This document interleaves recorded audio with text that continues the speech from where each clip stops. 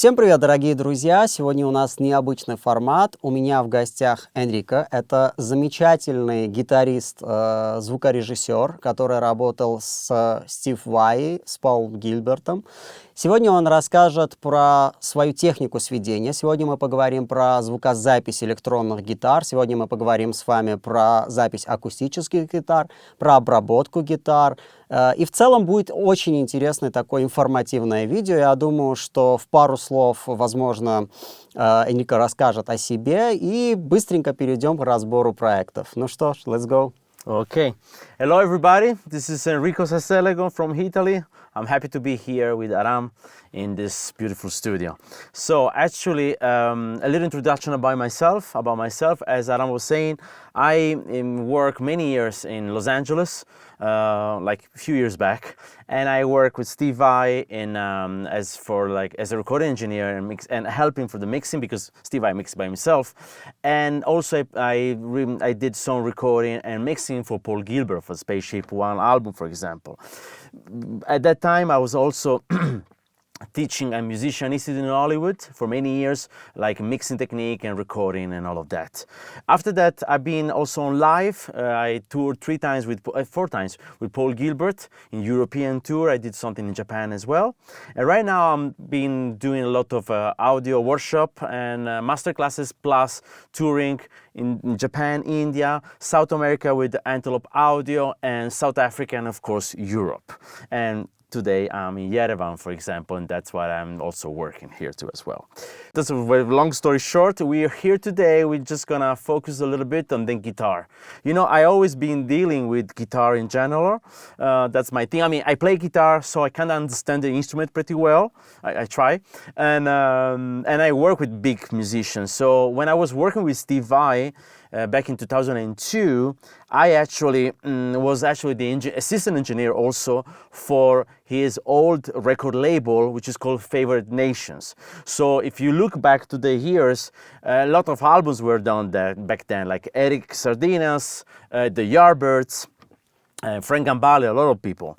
So I got the chance to be on most of this recording. So I saw how the recording was done and the mixing. So I got to learn a lot even more about guitar stuff. You know, for the Yardbirds, we had Brian May, Jeff Beck, Steve Lukather, Jeff Baxter, getting the stuff for the recording. So we kind of deal with those tracks. So it's kind of cool to share, to get my thing shared with you, and hopefully you're gonna enjoy. So guitar in general. So today, for example, I'm just gonna really wanna accent one very important thing about the recording guitar. First of all, you need to remember that, you know, there are a bunch of stuff that you can do for the recording. You got three ways of recording electric guitar. One way is the old-fashioned way, which is the best for me, which is the real amplifier with the microphones in the front, which you're gonna be talking about, and you got the recording going. Second way can be what is digital. Right now we're talking about Kemper, all the emulation, Helix, Fractal, and that stuff is good. But I mean, you got good, and we're not gonna be talking about this today, but you know, digital stuff is very handy. I use that stuff myself as well. But of course, you got a difference from the real world. That's the reality. And the third way, it's an hybrid. An hybrid is the Reamp, which you're gonna be talking a bit. And Reamp is actually something in between, because you actually use the real amplifier, but then you do afterward. It's like a mixture, which is very handy. So let's first go back to the original guitar tracking. So guitar, if you use an amplifier, that's very, very important. You need to remember that the best thing you have to do is to get volume. And volume is not only volume over the mic pre, if you have a mic pre or interfaces, volume is actually for the amplifier, okay? You know, I have a lot of people that try, I mean, not professional musicians, they always try to get maybe the guitar recording in their apartment, in a small studio, in the same room. So you always like manage to have a very low volume in the amplifier. But actually remember, the amplifier, in order to play, you need to really crank it up a lot, okay? Remember, I mean, if you play guitar, you know there's a big difference in sound between an amplifier at 2 an amplifier at 10. So completely different, you know? If you remember back in the days, Van Halen, for his first album of Every Time, he was using just Marshall with one channel, no distortion, everything to 10, and so much gain you can get the distortion that you hear on the Eruption, all right? So back in 1978.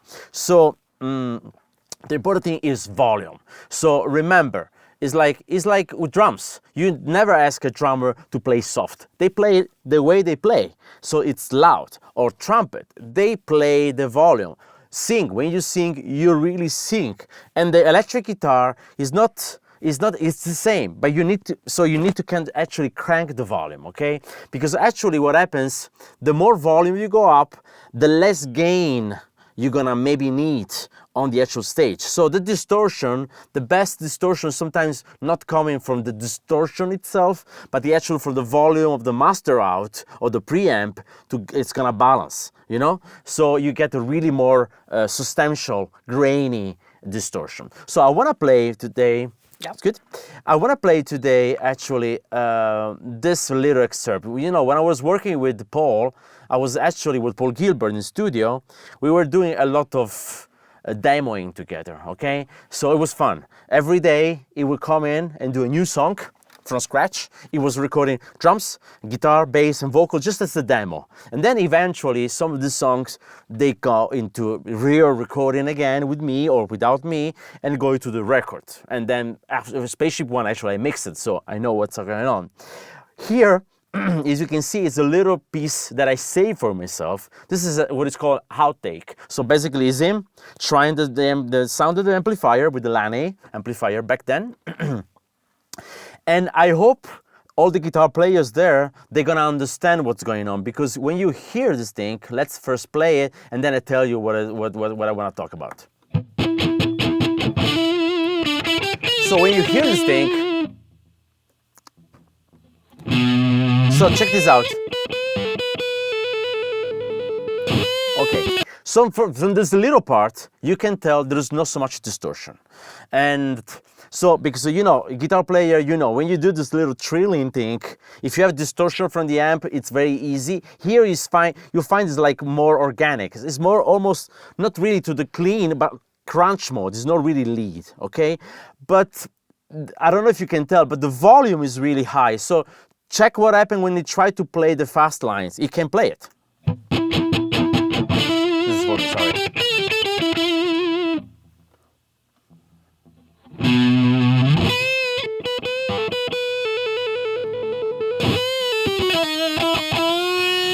Not so much distortion, but even though, check this out.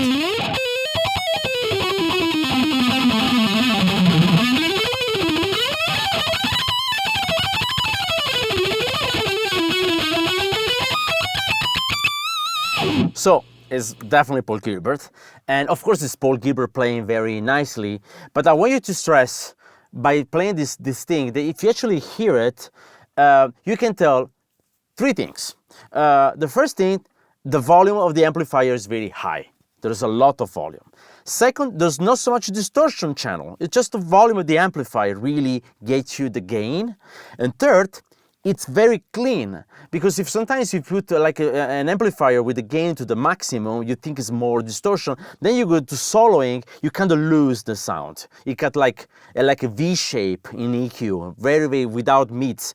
You have a lot of mids here. All the mids are coming from the actual thing that the amplifier is cranked up with less gain. And that's very important, because then you can shape the sound, you can make it become whatever you want in a record, but you have a real sound. So if you actually listen to some other stuff, maybe. So this is just trying. Right? This is definitely Paul Gilbert. Right? So you get kind of crunchy sounds, but you can get the lead right away. All right? So the actual lead is there, but also the rhythm. I love it. All right, so this is just trying, okay? But again, really important, my point is, guys, is the volume. If you use an amplifier, it's not like camper that you can go down with the master volume and have a little bit and it's working. No, this stuff has to be cranked. Tubes, solid state, even solid state, they work under the same, but tubes for sure, you need to crank it out, okay? So if you're using a studio, a small studio, be sure that the amplifier is in the other room and you're recording with a loud volume, because you're not gonna be able to stay in the same room. That's what it really, there's no compromise. You know, and let me show you another thing. Let me show you actually something really cool about what you can do with the amplifier. So let's close here, we got a lot of stuff, but so let's go actually here, and then we got the topic that I was talking about. So what is the best way to record an actual guitar? Okay, so and this stuff again, I'm telling you, is actually something that I learned through the years. And Steve Vai and Steve Lukather, a lot of people, I mean, you're gonna hear, there's a lot of mics around, there's a lot of mic techniques, there's a lot of stuff on YouTube that you find, which is great, but you kind of need to know the actual kind of like clear idea what are you doing and what for, you know. So for example, on this right here, you can see this is the same guitar, as you can see, and all of them are groups of 3 guitars. This is one guitar, this is one guitar, etc., etc. So if you go here, this is all groups of 3 guitar. So what is this? This is like actual amplifier. I can show you, and I can even show you what kind of thing it is. It's exactly this. This is exactly this guy. Okay, we got 2 mics over here and 1 room mic. So if you go back to Pro Tools, you see two mics, 1 and 2, and then you got the actual room mic, like I say here. Okay, actually Steve Vai now records with 3 mics, closed mics, which is actually the 57. As here, SM57, I'm pretty sure you know. The Sennheiser MD421, which is this guy over here, on the bottom here, and a room, and Steve Vai uses like an M180, which is like a ribbon mic, okay, which is very good. It's a very small microphone, like a little ice cream microphone, very small. Here we got exactly this setup. So you see the 57, the 421, and the room mic you don't see because it's in the back. It's not that further back, because sometimes a room mic, you know, I always put it if I have the chance to do it. If I have a nice room, I put it. Sometimes you don't use it because sometimes you get crowded. But if you record, if you have the channels, try, because sometimes you can get some nice side effect. Now, what is the point here? The point here, if I go to the mix window, and let me see where we are, and we can actually go this way. Here we go. So this is the 3 channels. So actually, let's do this. Let's put the same thing. We're gonna listen one after the other one, and I want to stress one thing, actually. The first thing, let's look at the picture. The picture is very self-explanatory, and that's the way I pretty much do my guitars 90% of the time. So if you look at the picture here, you see, first of all, I'm using 2 microphones that are very close to each other, because, you know, there's phase problem when you have 2 different microphones from the same source. There's some phase problem, right? Phase cancellation. You never really cancel stuff because it's very difficult to exactly cancel, but you kind of like start losing frequency here and there if your microphone are offset, and the waveform, you know how the phase works. You're picking up a different part of the wave. You had the sign of the actual waveform exactly. You're gonna actually get some cancellation of phasing. So the best secret when you have to close miking is to get the diaphragm, the actual diaphragm of the microphones, to be really at the same level. Okay, now the 2 microphones are a little bit different, so you need to be careful where the diaphragm is, but you can see it. So anyways, you really need to have the diaphragm at the same distance, and I want you to check 3 things here, maybe 4. So so diaphragm together first, very close miking. Okay, so I'm really close to the actual amplifier, very close. Sometimes you don't even have actually put out the net, you just see the thing. Actually, I want to show you another picture that I should have here. Look what, yeah, here we go. Check this thing. This is Steve Vai studio. Steve Vai has even put a marker in front, just really draw a marker. This is a mothership, old studio. You put you actually draw the actual center of the cone, so you know exactly what is the center of the cone when you don't have light on everything. Why is that? Because what you need to do is you actually need to do, you put 2 microphones, close, very close, So has to be dynamic mics most of the time, because you need to have a lot of SPLs. If you put a condenser mic, good chances you're not gonna get, you can really crank the amplifier. You need to crank the amplifier, close mic in, same diaphragm and same cone, okay? Same cone, why is that? Because sometimes different cones has a little bit different different like phase electricity, so you can have even some slight strange stuff. So usually use one cone, believe it or not. I mean, you can actually experiment, but sometimes it's better to, I mean, most of the time, not sometimes, most of the time it's better to go to one tone, one cone, because you know exactly, you're gonna exactly get the same sound, okay? And the room mic is actually gonna get the full amplifier if you want to get all the amplifier. But to get the tone, just to go to one cone. And the most important thing, like in the other picture was showing, is actually that you kind of need to point here. You're gonna see it in your screen. So you see where my cross here. So basically what's happening, believe it or not, there is a lot of people say you have to go on axis, right on the front, or off axis, right here. But you have a difference, you know? I mean, you can do everything. There is no right or wrong. But remember, the larger you go, you're gonna get a sound like this, like a booming sound, okay? And the more you go here, you're gonna really have like a pitchy sound, like really very high sound.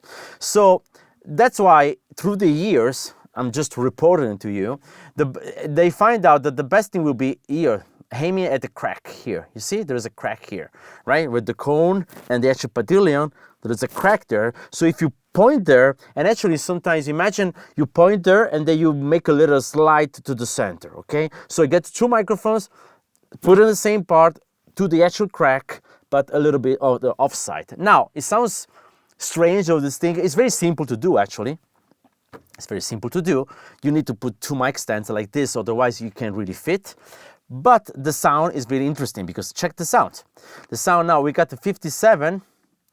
Now, let's see if we only add this. I think so. Yeah, 57. Which is a 57 sound. It's very sharp. Volume is high. Remember, volume of the amplifier and the mic pre are high. So the level, check my levels. Okay? By the way, this is important. Check the levels. Check the levels here.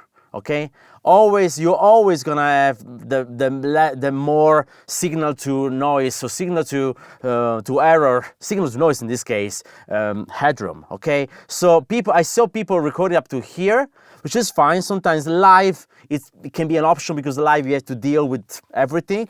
But if you're in studio, go the light cream. This is Pro Tools. Go here. You really want to have the highest possible. So as you see, it's a matter of volume. Lot of volume on the amplifier, lot of volume with the mic pre's, and hot channel on Pro Tools. Pro Tools is even very hot. So this is 57. Let's see the 421. Completely different sound, right? Is this guys, okay? Now, what is the point here? Very simple. 57 takes care for you on the screen, from the mids to the highs for you on the screen. All right, from the mids to the highs. 421, which is original, was made for bass recording. It's great for toms. It's great for kick too sometimes. Floor toms, great for bass actually, but it's great for as a second guitar mic. Trust me, it's a very good. So the 57 is mids to highs, and the 421 is mids to lows. So combined together. So this is 421s. You got some beef, and there's 57. And you have a big sound. You see, there's no phase cancellation. You add in volume, and it's bulky. And actually, you can actually, you know, the good thing about it, this thing is great for many reasons. For two reasons, mostly. First of all, you already have a very concrete sound, a very, very organic sound. That's what the word in English, organic, first. Second, you have all the information here. Because if I start to put some EQ in here, and I will do, if I start to put some EQ in, you take out what you don't like, but still the guitar stays true. if you start doing EQing on a camper track, on Alex, on anything, the original sound are very good, don't get me wrong. But then when you really go to mix the stuff, sometimes you need to look for the right frequency to fit together with the other instrument. And sometimes you find out that you sacrifice stuff and you don't really have nothing left. Here, you still have the original guitar sound. So if you want to listen to the actual room sound, I play for you. It's nothing great here, but it's good. It got this little thing, but you know. So actually at the end, you ended up, then what is the option here? You ended up doing something like this. Check this out. Maybe you like the 57 sound better, so you do something like this. Let me actually get the thing going. All right. And maybe you want to have an extra bit. And you already mix it. Or you want to go the other way around. You like the beefy sound. You get a little edge of it. Okay? And I haven't compressed, EQ, nothing now. Unbelievable, right? But then you're gonna compress, you're gonna EQ and everything. I'm a big fan of compressing and EQ. So compressing first and EQ after. That's for me is the right way to do. But you see, it's perfect. In an actual real situation, you can actually start doing stuff. If you check my rough mixing here, I'm not using any room sound. In some I'm using, but actually it's pretty cool. Let's see what happens here if I open everything. So to give an idea, I mean, you already have a real organic sound here. Let me actually get a little bit smaller. All right, let's see what we got here.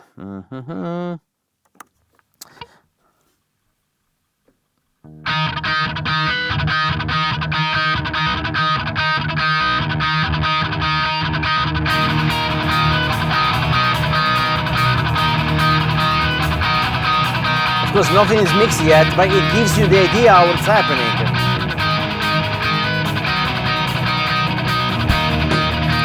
Drums has to be mixed. Just get the vibe. Real guitars, guys. Real guitars.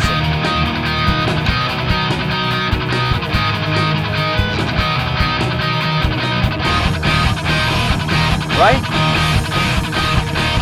And that's it. You have a real guitar. Don't worry about the bass now. So, and again, this is actually an album being released in Spain a few years ago. They did pretty well. And you know, you can be wrong, especially if you have to do real rock recording. I'm a big rock guy. I do also Latin, some jazz and fusion, but I'm mostly into rock and pop stuff. When I do electric guitar, I go this way. I go definitely this way because you really want to have this choice. Because remember, guys, just to finish up this thing, this is about choice. So when you have a situation like this, where you have 3 faders, or 2, if you don't have the room mic, just 2 faders, you already have great control over mixing, over tone, and you can actually have, for example, double tracking. You know, in pop, you do double tracking, the same part twice. So you can actually decide to have one guitar to have more 57 and one guitar to have more 421 and put a pan in, and it already is going to give you this stereo idea of having double tracking, but also different guitar tone, okay? There's a lot of tricks. You can change the guitar, you can change amplifier, but you can actually do the same guitar and amplifier and just using the mics in a different way without even going to EQ in a different way. Even live, if you have the option to have a big live, sometimes you do big live like this. 2 microphones and you have to the point. They do the same actually in drums. Drums, you can have the same option with the kick drum. Sometimes you put 2 different microphones, one inside and one outside, because with one you get kind of like the tip sound and the other one you get the bumpy sound. You know, what I was touring with Gilbert, maybe we talk about next time about drums. I have Gilbert with Thomas Lang on drums. What you have Gilbert as bluesy sound, but also very metal stuff. And for the bluesy stuff, you kind of you need to have like a really soft, big kick drum, bam, bam, bam. But when you have like the metal stuff, you really need to switch to actually something like this. And to get this, you really have to have a different mic to give you this precision. And live, that's why Thomas Lang had double kick, and I got 2 mics and 2 mics, and I decide every time in real time mixing live. So for this song, let's get more beef. For this song, let's get more the tip. And you actually change the stuff, you know? So again, this gives you option, and that's my #1 rule for recording amplifier. Cool. Мы поговорили про звукозапись. Я думаю, что многие поняли, какую технику использует Энрико. И сейчас мы будем говорить про Reamping. Как он использует, для каких задач и вообще в целом, что он использует во время реампинга. Давайте будем смотреть проект. Okay. So going back to, so again, remember we talk about, okay, we know about digital, okay? We talk about real recording, but real recording is expensive now. The point is about real recording, you know, now it's a problem of expenses. Now, we are lucky here to be in a studio, we can record.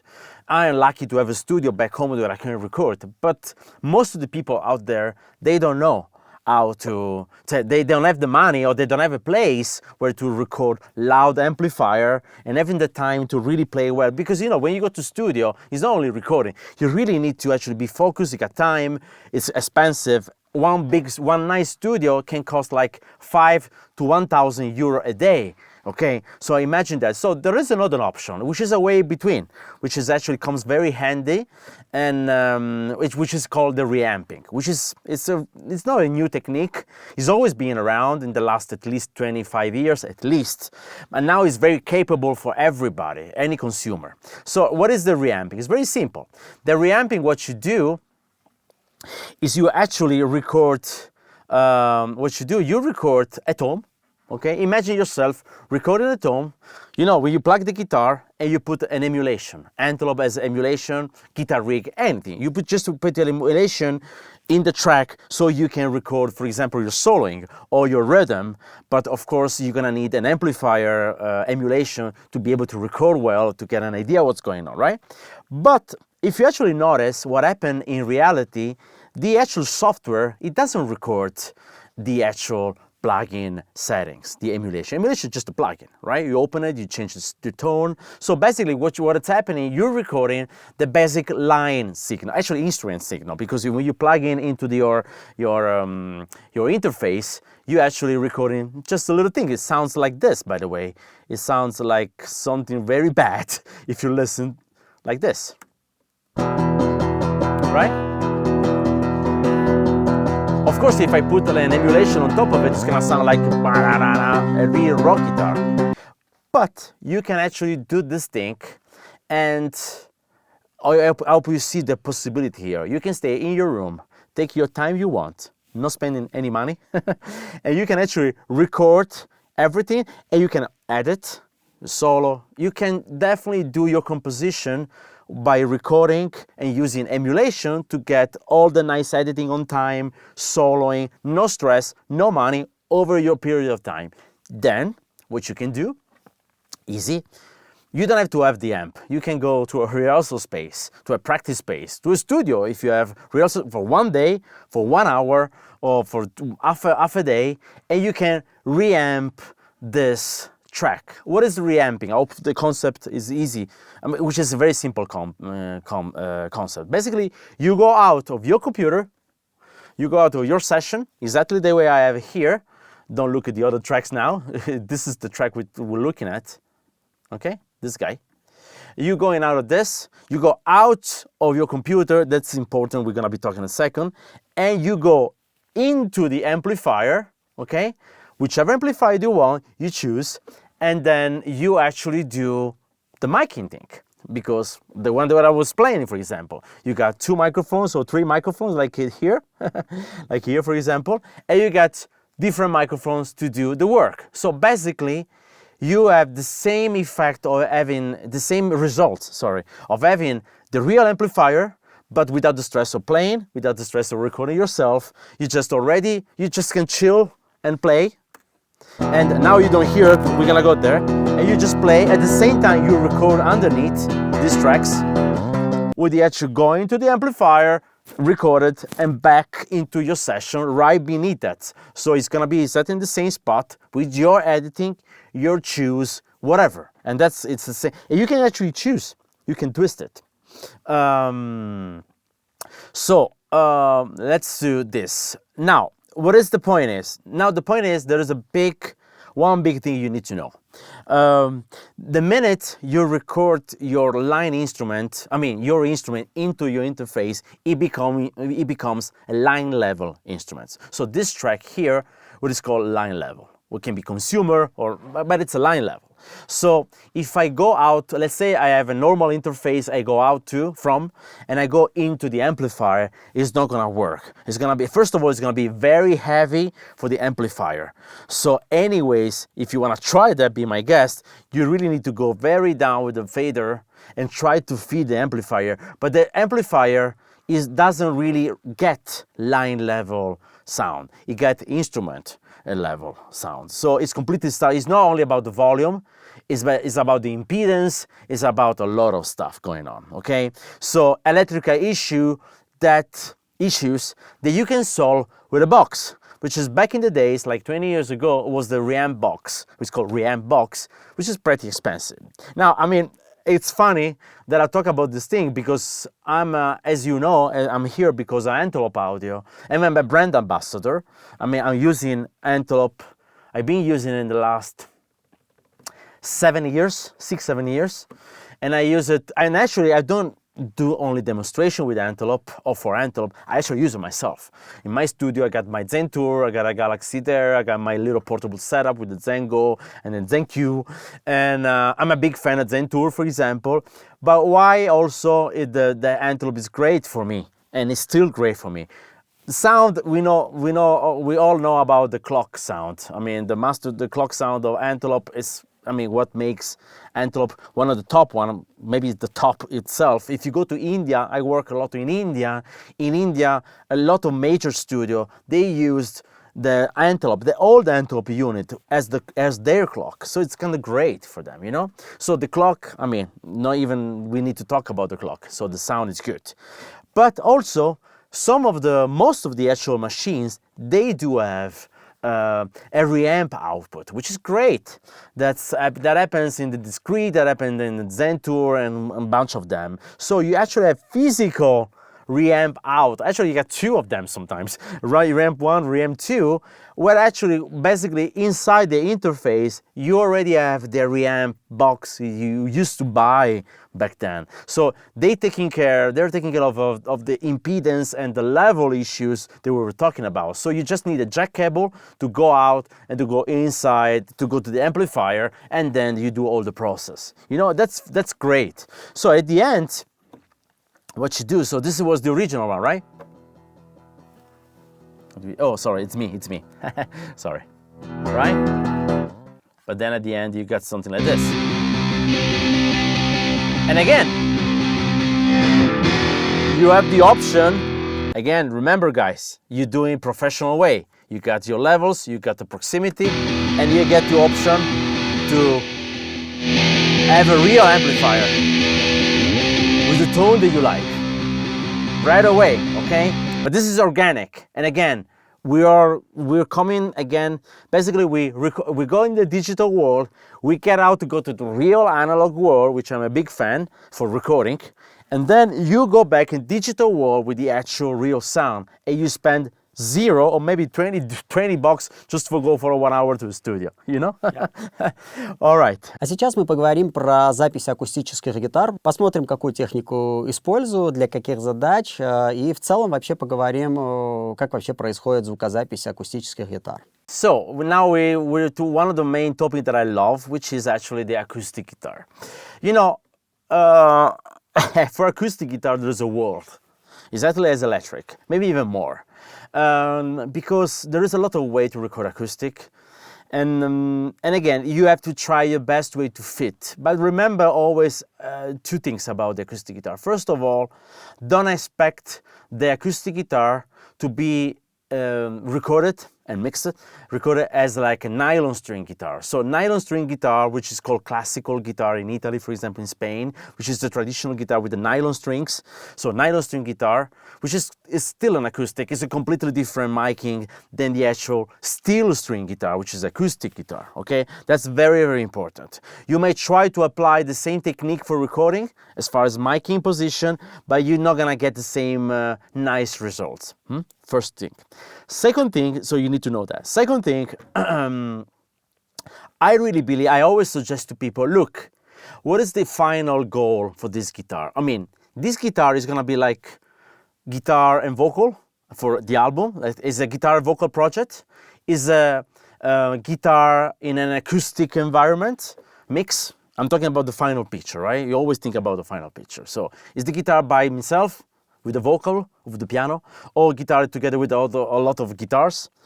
Or the guitar is gonna be, the acoustic guitar is gonna be inside a big project. You know, Dave Matthews, I don't know if you're familiar with Dave Matthews. Dave Matthews, I mean, he got a lot of nice music around, but I always mention Dave Matthews because Dave Matthews, if you hear the mixes, there is a lot of instruments, the drums, sometimes percussion, keyboards, a lot of vocals, acoustic guitar, electric guitar, bass, few electric guitars, strings, horns, and that stuff has to be mixed, you know? And when you mix, you know, your spectrum is the same spectrum. You need to fit everybody together, you know, and need to be able to fit everybody and make for the listener to see, oh, this is an acoustic guitar, this is a cello, sounding good, okay? So sometimes why I say that? Because sometimes you focus on the wrong stuff. You try to get the best big acoustic guitar sound, but then you need to sacrifice with the EQ because you need to put it inside the track when it needs to play with. And because if I by myself, you can get a big acoustic sound, even a nice room. But the good chances, if the acoustic guitar is gonna be in a big track with a lot of instruments, you're even not gonna use the room mic because there's no space to hear the room mic of the guitar. You just really wanna hear the string sound, for example. Now, with that being said, let's go to this session. This session was done in Japan. It's been released, it was a big hit in Taiwan actually, but this is a customer from Japan. So basically, let me first show you a couple of pictures so we can actually get better idea. Okay, so let's go to the pictures. This is stuff for next stuff. Now, here we go. So, that's, by the way, this is exactly what you're gonna hear now. It's exactly this. It's not fancy microphones. It's just appropriate microphones. And I wanted to actually stress out the position. Now, you need to imagine that my player is sitting here. So that's why actually I have another image for you. You can actually see it here. It's a different session, but it's the same concept. The concept here is actually you have, this is a strange microphone, but as you see, there is one microphone pointing at the 12th fret and another microphone which is called player perspective, which is this guy over here. What it means, if I have the guitar here, okay, you're sitting, guitar, it's very painful to record acoustic guitar because if you have a click track, you really need to be careful about the tone of the click track. And if you have headphones, right, and with this miking technique, you need to pan the click in the opposite side because otherwise you have a bleeding. Trust me. And also you have to have a good chair, standing, no crackles. It's very painful. The actual technical aspect can be a little bit tricky. That's why live they use a line and that's it. But in studio, what is the best thing I recommend, and this is the best combination, and I've seen that a lot, and I still using it. It's the most effective because with this technique, you can fit your guitar inside a big busy mix, like I was saying, like Dave Matthews kind of type, or you can actually have a really decent sound by himself as guitar and vocals. You put a little nice reverb and you're good to go. So you have two microphones. To me, the most important, believe it or not, is the 12th fret. So you actually are in the 12th fret right here. So you aim into the 12th fret. So this is like a vertical microphone, so but it's the same here. It's the same here. It's just a point. And actually, I like a small diaphragm microphone. This is a very simple one. This is an AKG 461, and very simple one. It's a good microphone that you can use also a hi-hat and stuff. But the point is what is called pencil mic in the audio language, because it's like long, it's cardioid, and it's condenser, of course, and it's a small diaphragm. So small diaphragm is very precise, and it has to be, so if this is my fretboard, right, fretboard, it has to be very close. Of course, if you have a player that does solo it down, you need to be careful about it for the distance. But in this case, it was really like a song about just being precise on the song. So here we go. So that's what you get, sound you get. Let's actually get some arpeggios first, maybe. Good, thanks.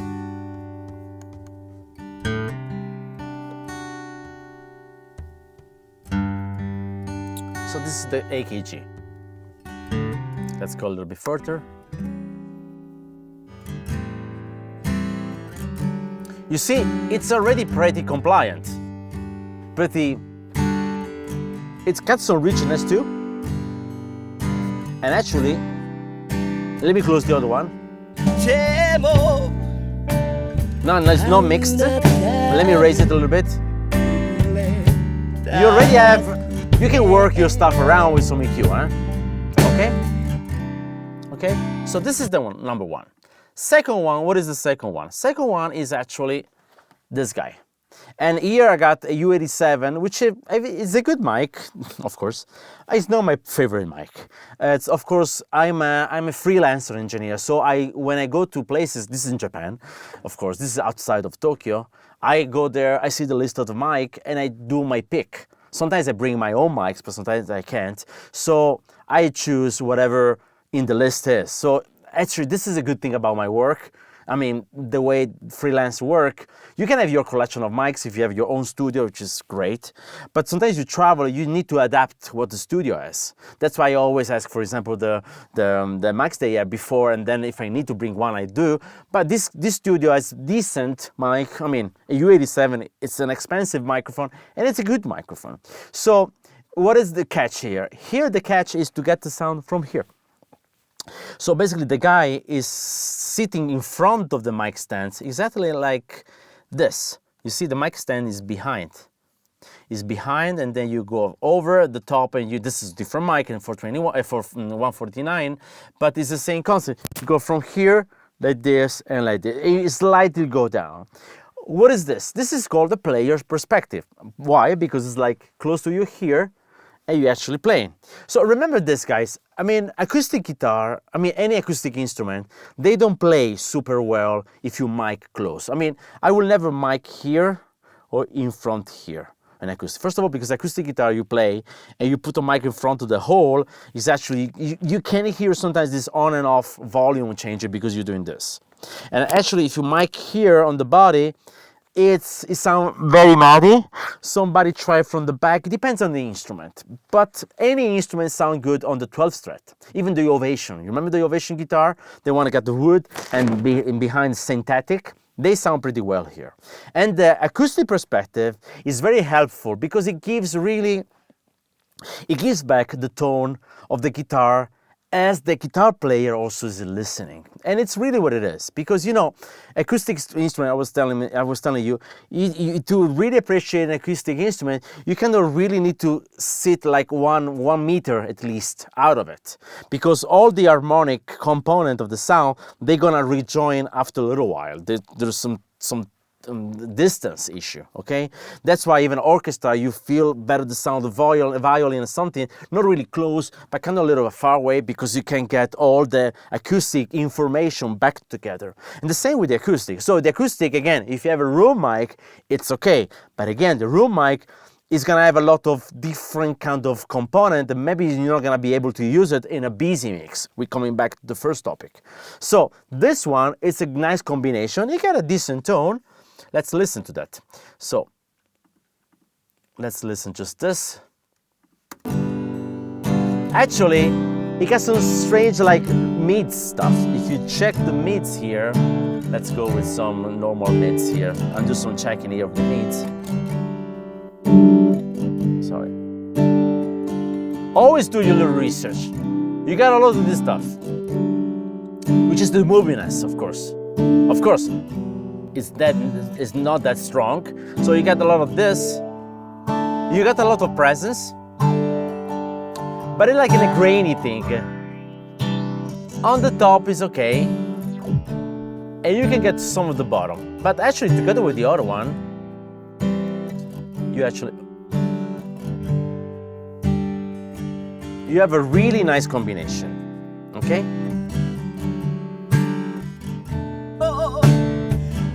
And now it's full. Now it's full. Okay, so it's kind of cool because now you really have, and again, you have a combination of stuff. So as you can see here, I opened This is a very nice EQ. I mean, I'm using a lot of plugins like everybody on the planet, and lately Antelope came out with the native plugins. They used to have the plugins in the interface with the FPGA, and that's great. But sometimes you just want to have the plugins on the fly inside the computer, like we have here, and like we have my computer too. And I think they're very nice. There's a big list of it. I need to talk about it a little bit, of course. Here we go. And they focus really mainly on the signal processing. You know, in the world of everybody call effect, but it's different. There's signal processing and effects processing. Signal processing is what really changed the tone of the sound. So EQ and all the dynamic guys, so the gates and compressors and de-essers, for example. And the effects are more like time-based reverb and delay. We got some modulation here, which I love too, actually.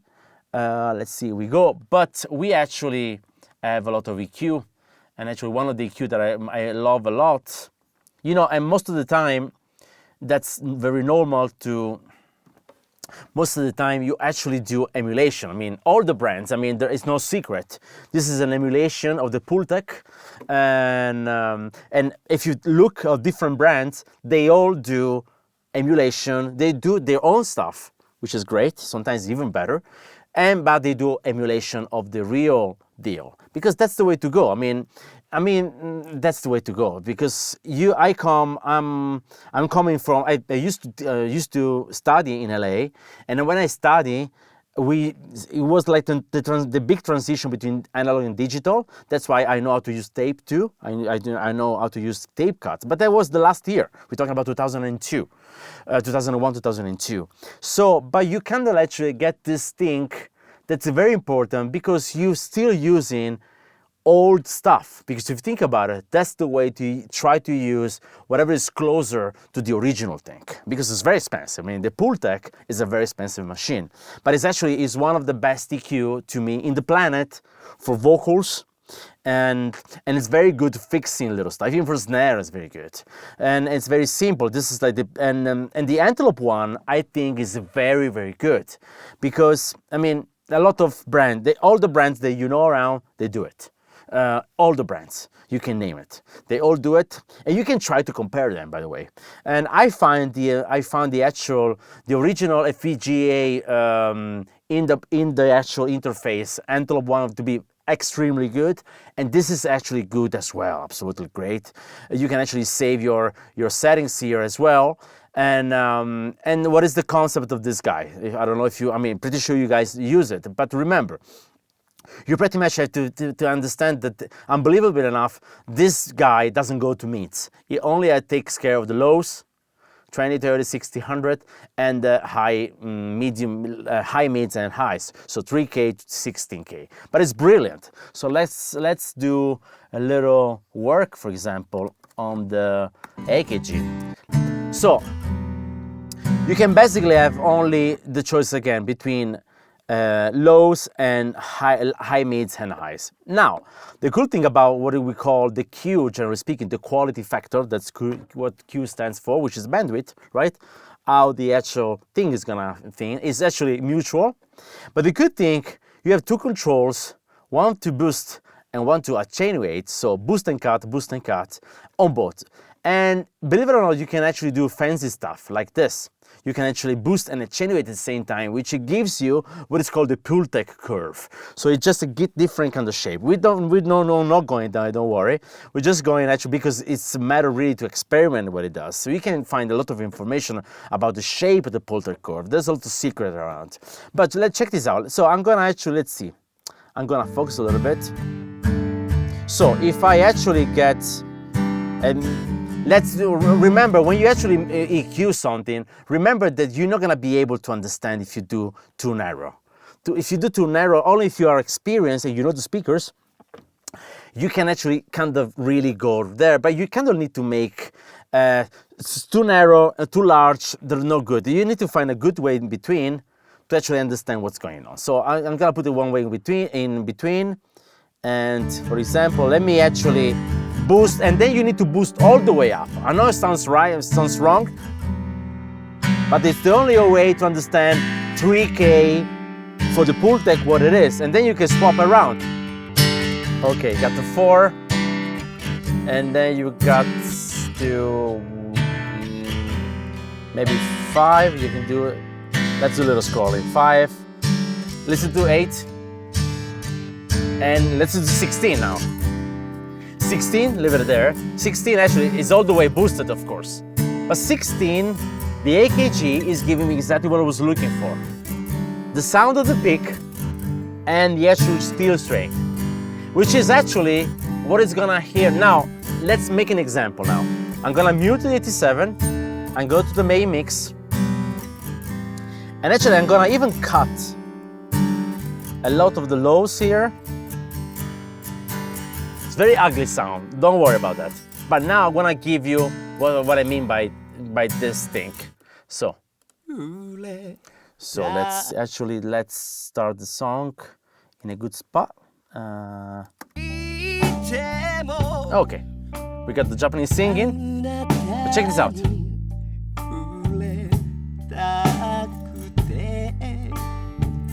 Can I tell from here there's an acoustic guitar? Yes, why is that? Because I have the rhythm element, which is what? Pick and strings. So I can fit this thing. This thing is very sharp. It's not really giving any trouble with frequency. Of course, it's not a great sound in this specific moment. That's why you don't want to do this. And you want to go a little bit less with this stuff. But you see, this is only this is only this guy, guys, huh? This is only the AKG. It's only this 12 fret mic, and it gives you exactly the acoustic content. Then, if you're gonna go crazy, you can get a little more body. Okay? So, but again, the good thing about knowing what's going on with the microphone, the mic position is giving me this mic position in combination with a situation like this. And again, the Antelope one is very clean and is very searching. That's what I found about the Antelope plugins for the EQ and compressing. They're really like truthful to the original one, and they really have a clean sound. And again, it's very transparent. What is transparent in audio?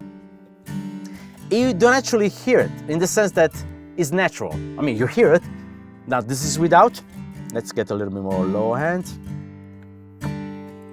And then this is without. You put it in, change the sound, I hope you hear it, but in a natural way. That's why the Pultec is one of my favorites, because it's very clean. For vocals, it's magnificent, because you can get a 4K, which is typical attack of the vocals, a little bit, and sounds natural. You almost change the sound of the microphone. It doesn't seem to be an EQ. So if you want to do surgical EQ, you go for different machines. For example, if I go here, now I was opening this Filtec one. This is more like a Filtec close to the HSSL kind of type, and it should actually type it out. Now let's get to what we got here. I need to listen a little bit more. Now let's see what we got. So even here, so you got different kind of shape. Now let's go to a place that I know, since we are in the strumming part. So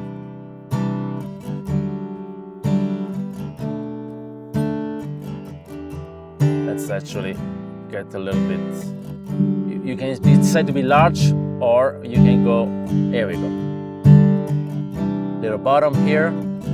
Actually, I like this one to cut too, so always I emphasize and I listen and I say, maybe it's too much bottom, because remember, for example, here you have a bass.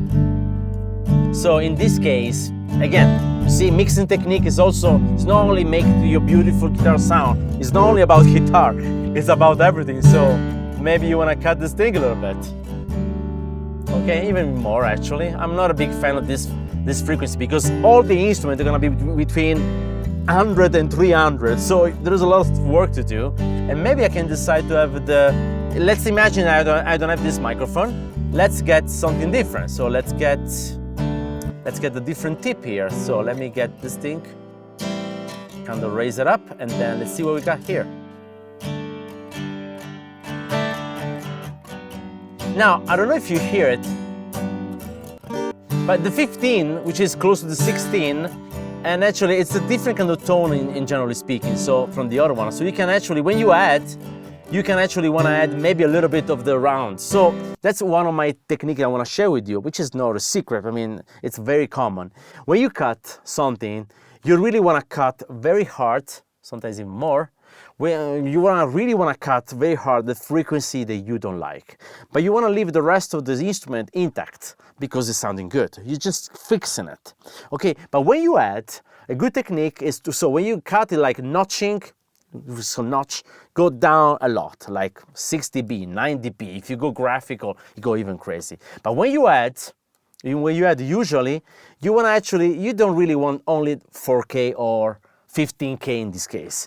You want the area around it. So you kind of really want to raise it, not too much, and make it like a bell thing. So you can actually not the 15 by himself, but you get a 15 or just real 15, but the area around. And remember, also, very important, you have to use very good plugin. That's what I do, for example. I show you what I would do. You usually fix stuff, sound you don't like, with digital EQ, and you do the notch filtering. When you want to add stuff, I usually use a plugin like this or plugin like a Pultec. Why is that? Because you're adding a sound which is not in the original sound, right? When you cut in something, the rest is the same. When you're adding something which is not there, and you kind of like artificially get a new frequency. So it's better to do with a plugin like this, where you can actually have a realistic tone.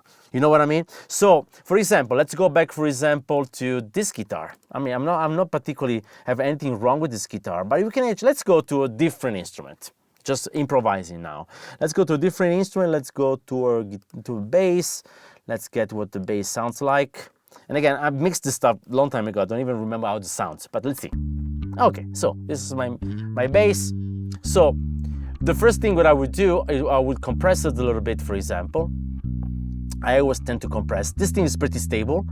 So I'm a big fan of the LA2A that maybe most of you guys know.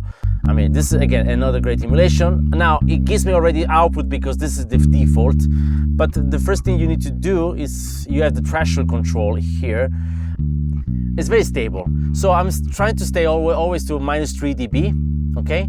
So this thing is fluctuated. Okay. Now a good technique, remember, for the makeup gain, it can be actually to match the volume. This is a good technique for two reasons. The first one is actually it gives you a better comparison with the ear. But the second reason, which is I think becomes very practical when you mix, is actually sometimes you mix, you put sometimes you finish your mix, or maybe you think you finish with all the instruments, and then you feel that, for example, this bass needs an extra compressor to make it a little bit tighter. And also the compressor like this is going to give you more low mids. But if you put it in, it's going to change, of course, the volume of the bass. And let's say you did some automation, everything, it's going to change everything. So it's natural and logical to think, okay, let me level matching the thing because I want the actual perception of the bass to be the same, but I want to be more compressed, which is the two different things, right? You know the difference between compression. The compression is not about getting more volume. You can. And most of the people, they use it to boost stuff up, which is okay. But you need to remember the compressor is not about that. Compressor is just to make it sound tighter, making the high volume notes with the lower volume note of the same instrument closer to each other by reducing the dynamic range and raising everything up, okay? So, in this case, I got a little, I kind of matching. But it's kind of cool. I don't know if you hear it, but I do for the first time here. He actually smooth out a little bit the low end, okay? This is a compression because basically for what happens here, the compressor detects that the actual low end is prominent compared to the attack on anything, which is good. That's why a good school is to having the compressor before the EQ. I mean, there is no good and bad way about it. People talk about a lot of these things, but you need to remember this. There is no rule, but I belong to the family of first compressor and then EQ. And actually, if you go to SSL board and Neve board, and the SSL board, the analog one, G series, J series, whatever, I used to work a lot on them, and you engage the EQ and the dynamics section, it's called channel in and in for the channel in for the EQ and green light, and in, I think it's just in for the EQ, I don't remember well. So even though you have fader here and the dynamic here and the EQ section here, when you do this all green light, you by default getting first the compressions and then the EQ, okay? There is a button called channel out, which makes the compressor after the EQ, but it's marking yellow, so it's a different light. So it's telling you, look, you're doing something different, which is totally fine. But just to remember, I don't know if visually I can do that, but I think I can do it. Why the original default is first the compression, then the EQ? Because if you do the other way around, so let's imagine first EQ and then compression. When you EQ it, imagine this is your spectrum, and you actually make a bump, the 4K, and you actually go down with some frequency on the low end, right? A correction. Okay, and then you put the EQ, but you put the compression, and everything changes. Why? Because the compression, the first thing it's gonna detect is the actual bump that you create, and it's gonna maybe raise the lower part. Because compression, what it does, this is compression. Compression is gonna take care of the higher peak of your sound. It's gonna squash it in a musical way, and then the makeup gain is gonna raise everything. But remember, this is my target, okay? This is being taken care of. So I'm going down and I'm making up because I want to listen more evenly. I want to listen to all the components, because basically if you don't compress, you hear more of this and less of this part of the sound. When you compress it, you squash it, so the dynamic range goes down, you squash it, and then you can make what is called makeup gain go up. And finally, you kind of have this thing and this thing at the same level inside the mix. Because most of the time, you don't feel too compressed when you hear the instrument in solo. You say, oh, it's good. But then you put it in the mix and you start losing some notes because fingers are different. So this note is going to be lower, the frequency is not going to be so sticking up on the amplifier, so that note is going to be a little bit there, the note is going to be like this, so you kind of need to make even. So this is really a good leveling amplifier. That's why it's a leveling amplifier. It's not really squashing anything. It's not like the 1176, which is very good, the Antelope 1.2, which is this guy, different technology too behind the original one, okay, where you actually, first of all, this is a FET one, it's not an opto one, and so it's a different way to detect the peak, but you also have attack and release and everything, you actually can choose different ratio, and you can actually do it as a limiter, by the way. But no, this is a different one. That's why if I don't need so much, I just level a little bit. Like look at the meter. The meter sometimes is spiking up. Let's listen. Okay, on the lower note. So what I was saying before, so the compression is already taking care of this thing. Now you can EQ. Now really the EQ is gonna fix the little thing the compressor didn't take care of. So now, for example, let's check if there's something bad still there. So I engage it. Again, I raise it. I already hear something that I don't like mostly. Is okay? Okay, now, this is kind of cool. Remember, you also have a kick drum here, huh? Okay. So, but it's okay, it's a very soft thing. But again, you emphasize this thing. Actually, I don't like... You go to the nasal world here, and here too. You may like it or not. So at least, but you have control. So if you still want to do a little cut, you can cut it or leave it the way it is. But I can fix, for example, the attack. So let's do this. Let's say that I want a more clicky one. This is not a perfect bass to do a clicky thing. Let me raise it. Let's go back to the range I'm looking for. There we go. Okay, something like this. Okay, or I can get it here too. There we go. Maybe it's more in that range than this range. Okay. So basically, I'm really improvising here what I would do, you know. And then you got it here, and what else is playing now? Oh, this one.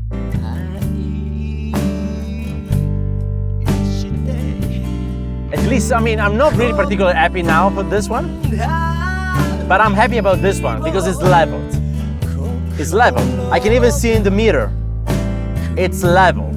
It's a little level. Now he's not playing here, but when he plays, all the notes are in a very short range. Trust me, the good thing about when you compress, sometimes you actually see the meter. The meter is already telling you what's going on, okay? So what is the range, dynamic range? And so yeah, so that's you can apply on guitar and again, so since we're talking about this, that's what I want to finish this topic about. When we try to do this, first compress, try to do just nice compression. Don't go crazy with output, just level match, okay? And use different compressor, of course, and then EQ it. You will find that thing more handy, more organic. And there is a good exercise that somebody actually was telling me about it. Try to mix something only with compression, without any EQ, and let's see what happens. Of course, it's gonna be crazy for some stuff, but it can be a good experiment, you know? Ну что ж, друзья, у нас получился очень интересный такой видеоролик, в котором мы рассказали про запись электрогитар, Reamping и вообще в целом поговорили про микс-техники. Я думаю, что в будущем, как у нас появится возможность, мы еще раз попросим Энрико присутствовать у нас на видео. Возможно, поговорим про новые темы. Если вас интересуют в будущем какие-то темы, обязательно в комментариях это видео пишите, какие темы вы хотели бы увидеть в будущем. А я обещаю, что если появится такая возможность, мы обязательно встретимся и поговорим. И поблагодарим Энрико за участие в нашем видео. Thanks a lot. Thank you and see for you soon inviting me. again. Yeah, absolutely. I wanted to thank Aram here. It was a great host for me today. And yes, I definitely, hopefully see you soon. I'm going to be back here maybe in a month from now, so maybe we can do some other content. Yeah. But it was actually fun. I hope you find everything interesting. Thank you. Bye-bye. Спасибо. Всем пока. Спасибо.